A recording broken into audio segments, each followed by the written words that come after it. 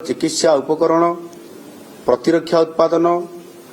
Renewable energy उपकरण electronics IT data centre textile technical textile एवं ताहा सहित आपंकर जो प्रिसिशन मैन्युफैक्चरिंग भली क्षेत्र गुड़िक निवेश करवा एवं से विषय किभली भाव में ओडिशा को सेमाने एठी इन्वेस्टमेंट करेंगे और से ओडिशा गवर्नमेंट तरफ को प्रकार ये पॉलिसी निया जाउछि एवं ता सहित इनसेंटिव कौन दिया जाउछि भित्तिभूमि सहित ए कथा को डिटेल समान आम सहित आलोचना करथिले। एणु एथिरे ये इंडस्ट्री सेटअप प्रक्रिया को किभली भाव में सुनिश्चित करा जिवो सफल करा जिवो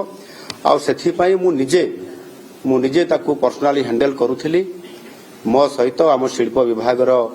मंत्री श्रीयुक्त संपत चंद्र स्वाई से उपस्थित थिले से एठी भी आमर